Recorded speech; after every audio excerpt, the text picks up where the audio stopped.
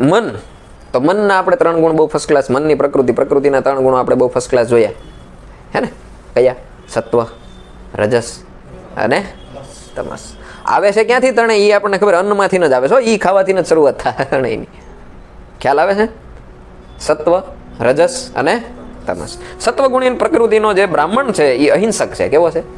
અહિંસક છે. રજોગુણી પ્રકૃતિનો ક્ષત્રિય છે, એ હિંસક સ્વભાવ વાળો છે. બરોબર? એટલે અહિંસાનો સિદ્ધાંત પાળનાર બ્રાહ્મણનું અનુકરણ કરવા કરતાં હિંસાના નિયમો પાળીને હારી જવું કે મરી જવું એ ક્ષત્રિય માટે વધારે સારું.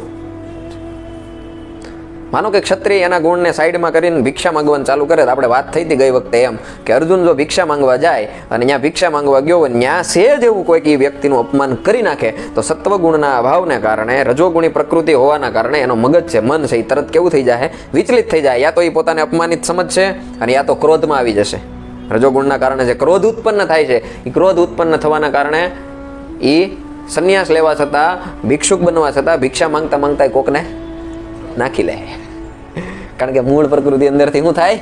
બારી નીકળે. તો હવે તકલીફ ન્યા શું પડશે એ હવે કહું. જોજો, આપણે ભયાનક, એમાં ભયાનક શું છું? ભયાનક તો એ કે સામેવાળા માટે. અર્જુન છે એ ભિક્ષા માંગવા જાય ને, બરોબર છે કે એનો મગજ ગરમ થાય, તો એ ભયાનક કોના માટે? તો આપણે એમ કે સામેવાળા માટે ભયાનક છે. આપણા માટે કઈ રીતે? અહીંયા ભગવાન સામેવાળા માટે ભયાનક નથી કહેતા, જે તે વ્યક્તિ માટે ભયાનક કહે છે. કઈ રીતે? તો પહેલી વાત તો એને ક્ષત્રિય ધર્મનો ત્યાગ કર્યો અને હું બન્યો ભાઈ? બ્રાહ્મણત્વ. મતલબ એને સંન્યાસ સ્વીકાર કર્યો. હવે સંન્યાસ સ્વીકાર કરી લીધો એટલે ક્ષત્રિય ધર્મમાંથી એને રજા લીધી, એટલે હવે ક્ષત્રિય રહ્યો નથી. હવે શું થઈ ગયો છે? બ્રાહ્મણ. હવે ભિક્ષા માંગતા માંગતા એનો મગજ ક્રોધિત થયો અને રજોગુણી પ્રકૃતિ ધારણ કરીને એને ક્ષત્રિયના ઉચિત કર્મ કરી નાખ્યા. તો હવે બ્રાહ્મણમાંથી ને એની શું થાય? અકાલપટ્ટી થઈ જાય ને કે આવો થોડો હોય, આ સંન્યાસ કહેવાય, આમ છે તેમ છે. હવે થશે હું? નહીં તો એ ક્ષત્રિયમાં જઈએ કે પાછો, અને નહીં તો બ્રાહ્મણત્વમાં એનું માન રહે. હવે અપમાન અપમાની સહન કરી શકવાનો ક્ષત્રિય પ્રકૃતિના વ્યક્તિ, એટલે રજોગુણી પ્રકૃતિના કારણે એ કાંઈ વસ્તુ એનાથી સહન થાય નહીં, અપકીર્તિ એનાથી સહન થશે નહીં. એટલે નહીં સંન્યાસી રહી શકે કે નહીં. હવે પાછો એમાંથી અગર ક્ષત્રિય બને તો ઓલા બધા કે કાં આપણે ઘણી વાર નથી કહેતા કાં જાને? ખબર પડે અહીંયા ના પાડતા હતા પેલા ભગવાન જ કહે ને એમ, હે કાં જાને? ખબર પડે. કબ શું સાનો મુનો યુદ્ધ કરવા માંડ્યો તો ત્યાં ડાયો થઈને વળી ખપખપ કરતો દોડ્યો ગયો. કે નો કે? હે હવે વિચાર કરો, નો આ બાજુ જવાય, નો આ બાજુ જવાય. સામે વાળાને જેના માટે ભયાનક હતા એ એક ઝાપટે છૂટી ગયો ને. તકલીફ કોને પડી હવે? કેવું થાય પરધર્મમાં એ તમને હું કહેવા માંગુ છું. હવે તમને એમ થશે આ તમે વાત કરો છો બાબા આદબના જમાનાની. હવે અમે અત્યારે કાંઈ હવે એમ તીર કામઠા લઈને કાંઈ યુદ્ધ કરવા જવાનું છે નહીં. હા અત્યારની વાત કરો ને, અત્યારની લ્યો, અત્યારની વાત કરો. ખરું ને? એન્જિનિયર પ્રકૃતિનો કોઈ માણસ, શેની પ્રકૃતિનો?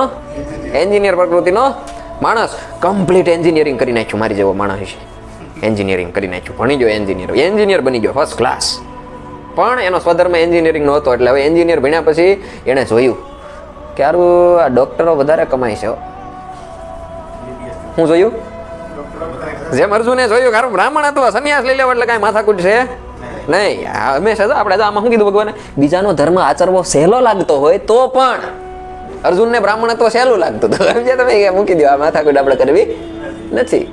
હવે એન્જિનિયર ડોક્ટરનો સ્વધર્મ એને કેવો લાગશે? સહેલો લાગશે કે આમ જતો ખરા કાંઈ કરવાનું નહીં, આમ ફર્સ્ટ ક્લાસ બેસવાનું, 2-5 ટીકડીઓ યાદ રાખવાની. હાલે ભાઈ શું એવું તાવ આવ્યો, પેરાસિટામોલ બાંધી દઉં, વધારે તાવ છે એસ્પિરિન બાંધી દઉં, હે કફ છે તમને, શરદી છે, હાલો ભાઈ આને કફ સિરપ આપી દો ફર્સ્ટ ક્લાસ.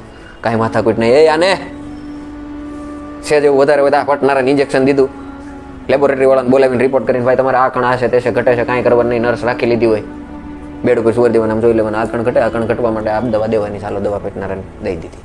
હાવ હેલું એ આ તો કોને એમ થાય? એન્જિનિયર પ્રકૃતિના માણસને પરધર્મ એને સહેલો દેખાય એટલે પછી શું કરશે? એન્જિનિયરિંગમાં આપણે કાંઈ કરવું નથી. હાલો આપણે એક કામ કરીએ, આપણે ડોક્ટરીનું ચાલુ કરીએ. એટલે થોડું ઘણું આ વાંચન ને બધું કરીને શું બની જાય? ડોક્ટર બની જાય. અને પછી શું તકલીફ પડે એ હવે કહું.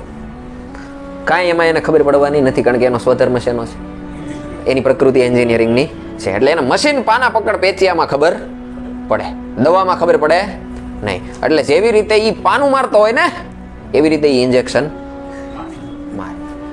એટલે ગમે ત્યાં ઇન્જેક્શન દાબે એમાં સામેવાળાના હોજા કોકને ટાળી દે. હવે તો આપણને એમ થાય આમાં પણ નુકસાન કોને છે?